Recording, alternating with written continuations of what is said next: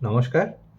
Welcome back to awareness for youth with doctor Debayan Sarkar. আমি doctor Debayan সরকার আবার আপনাকে স্বাগত জানাই। আপনারা হয়তো জীবনে কখনো না কখনো এরকম একখানা মুভি দেখতে চলে গেছেন, যেই মুভিটা ঢুকে দেখার পরে হয়তো ফিল হয়েছে, uh "why did I waste my money on this movie?"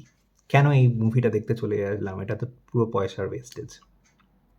আপনি হয়তো কখনো 'থাগস অফ হিন্দুস্তান' দেখতে চলে গেছেন, যেটার মধ্যে কিনা হয়তো সেরকম কোনো ভালো মেটেরিয়াল ছিল না মুভিটার মধ্যে। আমি পার্সোনালি মনে পড়ে কলেজ লাইফে 'তিস মার খান' বলে একখানা মুভি দেখতে আ চলে গেছিলাম, যেটায় 'শিরা কি জাবানি' গানটা ছিল। কিন্তু it was a total waste of time. It was a definitely not a movie যেটার জন্য আ পয়সা দিয়ে যেতাম। কিন্তু যাই হোক, আমরা বন্ধুরা একসাথে গেছিলাম, তো ইট ওয়াজ কোয়াইট ফান। তো অনেক সময় টিকিট টের যে পেছনে টাকাটা খরচা করে সেই মুভিটা দেখতে চলে গেছি। তো তখন অনেক সময় মনে হয় যে টিকিটের জন্য পয়সা খরচা করেই ফেলেছি, তাহলে পরে এটার জন্য থেকেই যাই। অনেক সময় আত্মীয়স্বজনরাও বলে যে, "আরে টাকাটা তো খরচা করে ফেলেছি, তাহলে পরে at least let's have fun যতক্ষণ আমরা মুভিটা দেখছি।" কিন্তু কখনো, কখনো আ কিছু, কিছু জিনিসপত্র করলে পরে মনে হয় যে না, এটাতে টাকাটাও নষ্ট হচ্ছে, সময়টাও নষ্ট হচ্ছে। তো সেরকম যেমন আপনাদের কোনো মুভির ক্ষেত্রে হতে পারে, সেমন আ সেরকমই আপনাদের কখনো, কখনো কোনো ইনভেস্টমেন্টের পেছনে বা কোনো একটা রিলেশনশিপের পেছনেও এরকম একটা সিচুয়েশন হয়ে দাঁড়াতে পারে। এই জিনিসটার একখানা খুব আ যেই ইম্পোর্টেন্ট পয়েন্টটা হচ্ছে টাইম ভ্যালু ফর মানি। যারা বোঝেন তাহলে পরে তারা বুঝতে পারবেন যে এই কনসেপ্টটা এক্সাক্টলি কী? টাইম ভ্যালু ফর মানি হচ্ছে গিয়ে আপনি যদি আপনার সময়ের দাম যদি ভ্যালু করতে পারেন, আপনি যদি মানে অনেক সময় অনেকে যারা কনসালটেন্ট হয় তারা আ ঘন্টার হিসেবে চার্জ করেন নিজেদের ক্লায়েন্টদেরকে। তখন তারা জানেন যে তার প্রতি ঘন্টার যে এফোর্ট বা তার যে সময় তার মূল্যটা কী? তখন তারা ফালতু জিনিস বা রিলেটিভলি ভ্যালুলেস জিনিসপত্রের পেছনে নিজেদের সময় ব্যয় করতে চান না। যেটা কিনা অ্যাকচুয়ালি একটা খুব ভালো উপায় আ নিজের সময় বাঁচানোর জন্য। এবং এর দরুন তারা সাঙ্ক কস্ট ফ্যালাসি থেকে বাঁচতে পারেন। এবার আমি সাঙ্ক কস্ট ফ্যালাসি যে এই টার্মিনোলজিটা, এইটাকে একটুখানি ভেঙে আ দিই। সাঙ্ক কস্ট ফ্যালাসি হচ্ছে একটা মেন্টাল মডেল যেখানে কিনা আপনি নিজেকে আ বিভ্রান্তিতে ফেলে দেন যে, "আমি তো এই জিনিসটার পেছনে এতটা ইনভেস্টেড ছিলাম। তাহলে পরে হয়তো আরেকটুখানি ইনভেস্টমেন্ট করলে, হয়তো আরেকটু সময় দিলে পরে এই জিনিসটা ভালোর দিকে যেতে থাকবে।" যেটা কিনা আসলে সেই জায়গাটায় হয়তো যাচ্ছে না। এই জিনিসটাকে আপনি ইন আদার ওয়ার্ডস বলতে পারেন, throwing good money after bad money. মানে যেই টাকাটা আপনি কোনো একটা জিনিসে ইনভেস্ট করেছেন, সেইটা প্রপার রিটার্নস দিচ্ছে না। কিন্তু আপনি সেইটার সাথে আপনার যে ইমোশনাল অ্যাটাচমেন্টটা বা আপনি ওটার পেছনে যেই সময়টা দিয়ে ফেলেছেন, এইটার থেকে বেরিয়ে আসতে না পেরে আপনি সেটাতে আরো টাকা-পয়সা ঢেলে দিতে চাইছেন, যাতে কিনা ওইটা কোনো একটা সময় একটুখানি প্রফিট আপনাকে দেখাতে পারে। কিন্তু জেনারেলি বেশিরভাগ ক্ষেত্রে যখন আপনার এই রিয়ালাইজেশনটা হয়ে যায় যে it's already a bad investment, তারপর থেকে ওটাকে ভালো ইনভেস্টমেন্টের দিকে টার্ন করতে অনেকটাই লাক এবং অনেকটাই আ মানে টার্ন অফ ইভেন্টস এর দরকার, যেটা কিনা খুব কম ক্ষেত্রেই হয়। অনেক সময় আমরা কোনো একটা স্টক হয়তো উপর দিকে যাচ্ছে দেখতে পাচ্ছি, তখন সেটাকে রিলেটিভলি হাই পয়েন্টে, মিডল পয়েন্টে আমি কিনেছি। কিন্তু আমি হয়তো সেটার প্রজেকশনটা ভাবছিলাম এই জায়গাটায় যাবে, কিন্তু সেই জায়গাটায় না গিয়ে ধীরে, ধীরে ওটা ডাউনওয়ার্ড ট্রেন্ডই নিতে থাকলো। মানে হয়তো মাঝখানে কিছুদিন উপরে গেছে, তারপরে আবার ধীরে নিচের দিকে যেতে থাকলো। এইবারে ধরে নিন উপর থেকে সে নিচের দিকে যাচ্ছে। একটা মার্জিন অবধি আপনি ওই লসটাকে টলারেট করতে পারেন চাইলে। কিন্তু বিয়ন্ড দ্যাট পয়েন্ট আপনার কিন্তু সত্যি ওটার পেছনে যদি কোনো খুব স্ট্রং রিজন না থাকে যে মার্কেটটা রিভাইভ করবে ফর দ্যাট পার্টিকুলার শেয়ার, তাহলে পরে আপনার ওই স্টকটাকে রিটেন করে দেওয়ার কোনো দরকার নেই। অনেক সময় আমরা এই জিনিসটাও চেষ্টা করি যে হয়তো আমি এই পয়েন্টে কিনেছি, এই পয়েন্ট থেকে এই অবধি গেছিল, তারপরে জিনিসটা নামতে এখানে চলে গেছে। চলো এটলিস্ট এই লেভেলটাতে এটলিস্ট রিচ করে যাক, যাতে কিনা আমি বিনা লাভ লোকসানে ওটাকে বিক্রি করে দিতে পারি। রাইট? এটাও অনেকের আমাদের যারা কিনা কোনো জিনিসপত্র স্টক মার্কেটে কিনেছেন তাদের এই টেনডেন্সিটা কাজ করে। এবং আমি before learning this mental models আমারও এই জিনিসটা অনেক সময়ই আমাকে ইনফ্লুয়েন্স করেছে। তো আমি সেটা নিজের অভিজ্ঞতা থেকেই বলতে পারি। তো আর অনেক সময় এতদিন ধরে যদি আপনি কোনো একটা জিনিসের প্রতি যদি ইনভেস্টমেন্ট করে থাকেন, যেটা কিনা হয়তো কিছুদিনের জন্য আপনাকে প্রফিট দেখাচ্ছিল, তো আপনার ওটার প্রতি ইমোশনাল অ্যাটাচমেন্ট এমনিতেই আ বেশি হয়ে যাবে। তো এই জায়গাটাতে আরেকটা এক্সাম্পল হচ্ছে গিয়ে আপনি কখনো, কখনো কোনো একটা রিলেশনশিপের পেছনে অনেক ইনভেস্টমেন্ট করে থাকেন। যেমন ধরে নিন স্পেসিফিক্যালি এটা টিনেজ আ ছেলেমেয়েদের মধ্যে হয়ে থাকে এবং টিনেজ কেন ইভেন তার পরবর্তীকালে ৩০ অবধি বয়স অবধি যতদিন আপনি অভিজ্ঞতায় খুবই পারদর্শী মানে অভিজ্ঞতা থেকে অনেক আ উইজডম বা বুদ্ধিমত্তা নিজের মধ্যে আত্মস্থ না করে থাকেন, ততক্ষণ এই প্রবলেমটা আপনাকে বিভিন্ন রকমভাবেই প্রবলেমেটিক সিচুয়েশন এর মধ্যে নিয়ে যেতে পারে। ধরে নিন আপনি কোনো একটা আম ছেলে বা মেয়ের সাথে সম্পর্কে রয়েছেন। আপনি তার সাথে অনেকগুলো আউটিং এ গেছেন, মুভিজ দেখেছেন, you have spent good time. But at the same time, when the relationship is about to end, you are very anxious বা আপনি খুবই anxious হয়ে যাচ্ছেন যখন রিলেশনশিপটা কাজ করছে না। তার কারণ হচ্ছে গিয়ে আপনি অলরেডি এটার পেছনে এতটা ইনভেস্ট করে ফেলেছেন আপনার টাইম এবং আপনার এফোর্ট। কিন্তু যদি রিলেশনশিপটা এন্ড হতেই হয় তাহলে পরে আপনি আর এক্সট্রা এফোর্ট দিয়ে ওটাকে কিন্তু বাঁচাতে পারবেন না।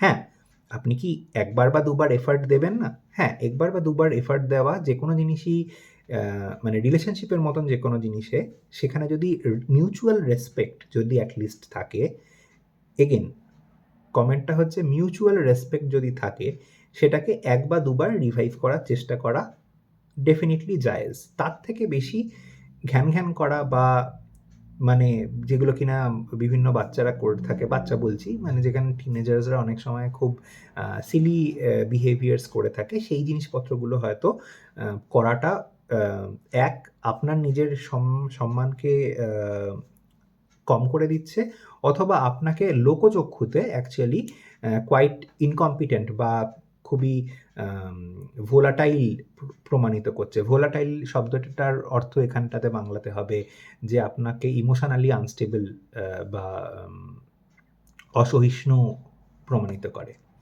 এই জিনিসটা আবার কিন্তু অফিস স্পেস আ বা কান্ট্রি লেভেলেও হতে পারে। যেমন ধরে নিন অফিস স্পেসে আপনার হয়তো মনে হলো যে কোনো একটা প্রজেক্ট বা আ প্রোডাক্ট এর পেছনে কোম্পানি অনেকদিন ধরে ইনভেস্টেড ছিল। কিন্তু সেটা মার্কেটে ভালো করছে না।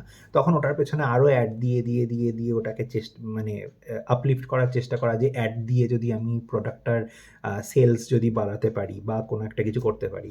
কান্ট্রি লেভেলে কিরকমভাবে এই এক্সাম্পলটা দেখব যে ভিয়েতনাম ওয়ার যখন হয়েছিল ইউএসএ ফেস লস করতে চায়নি। যদিও হেরে যাচ্ছিল ভিয়েতনাম ওয়ারে, তাও কন্টিনিউয়াসলি ওখানে লোক পাঠিয়ে যাচ্ছিল, সৈনিক পাঠিয়ে যাচ্ছিল, পয়সা ঢেলে যাচ্ছিল যাতে কিনা সম্মানটা বেঁচে থাকে লোকসম্মুখে যে আমরা হার মানিনি। কিন্তু আল্টিমেটলি কি তারা হার মানাটা কোনরকমভাবে আটকাতে পেরেছিল? আটকাতে পারেনি। দে লস দ্য ভিয়েতনাম ওয়ার। ঠিক আছে? সেরকমভাবেই পুতিন ভেবেছিল ইউক্রেনকে খুব তাড়াতাড়ি করে ১ মাসের মধ্যে পুরো ডিসেমিনেট করে দেবে ওদের আর্মিটাকে এবং ইউক্রেনকে দখল করে নেবে। কিন্তু সেই জিনিসটা করতে পারেনি। এখন প্রায় ২ বছরেরও বেশি দিন ধরে লড়াইটা চলছে। তো আপনারা মানে এবং এতে ম্যান পাওয়ার এবং ওয়েপনারি অনেক কিছুই লস হয়েছে পুটিনের রাশিয়ার। সো এই জিনিসপত্রগুলো খুব ইম্পোর্টেন্ট এক্সাম্পলস যেখানে কিনা আপনারা দেখতে পারেন যে সাঙ্ক কস্ট ফ্যালাসি কিরকমভাবে আপনাদেরকে আপনার এই মেন্টালিটিটাকে অ্যাফেক্ট করে এবং আপনাদের কিছু লসের দিকে টেনে নিয়ে যায়। তো টিপিক্যালি এই জিনিসটা মনে রাখতে পারেন যে অনেক সময় কোনো একটা জিনিস ধরে নিন আপনি কিনেছেন একটা সার্টেন প্রাইসে, ধরে নিন এক্স প্রাইসে এবং সেটা ধীরে, ধীরে বাড়ছিল। এবারে যখন জিনিসটা বাড়ছিল তখন কখনো ওটা যদি ড্রপ ট্রেন্ডে যদি অনেকদিন থাকে তাহলে পরে আপনি চাইলে পরে ওখান থেকে যদি খুব লং টার্ম ইনভেস্টমেন্টের প্ল্যানে যদি আপনি ওটাকে না রেখে থাকেন তাহলে আপনি সেই ইনভেস্টমেন্টটা থেকে বেরিয়েও আসতে পারেন। আর কতটা লস অবধি আপনি ওই স্টকটাকে ধরে রাখবেন? কারণ এটাও একখানা ইম্পোর্টেন্ট জিনিস যে আপনি কি পুরো টাকাটাই লুজ আউট করতে চান? তো টিপিক্যালি যদি আপনার কেনা প্রাইসের থেকে মানে 10% বা 20% নিচে নেমে এসছে, তখনও যদি আপনি স্টকটাকে রিটেন করে দিতে চান, তাহলে পরে বোধহয় ওটার কোনো খুব একটা মানে হয় না। যদি না দেয়ার ইজ ভেরি সার্টেন, যদি না তখন খুব নিশ্চিত কারণ থাকে ওই ইনভেস্টমেন্টটাকে আর কোনোভাবে কন্টিনিউ করার। কারণ সেই কোম্পানিটা হয়তো অলরেডি মার্কেটটা ডাউন রয়েছে, কিন্তু কোম্পানিটার হয়তো এমন কিছু প্রজেক্ট বা প্রোডাক্ট মার্কেটে আসতে চলেছে যেটা কিনা কোম্পানির পুরো ডিরেকশনটাই চেঞ্জ করে দেবে। এবং এরকম অনেক রকম ঘটনা মার্কেটে হয়ে থাকে। অনেক উবেরের স্টকস নিয়ে হয়েছে। আই থিংক বিটকয়েনে তো মানে এরকম উপর নিচ তো কন্টিনিউয়াসলি চলতে থাকে। অ্যান্ড শেয়ার মার্কেট প্রচণ্ড ইমোশন বেসড সাইকোলজির উপরে অনেক বেশি ন্যাভিগেটেড হয়।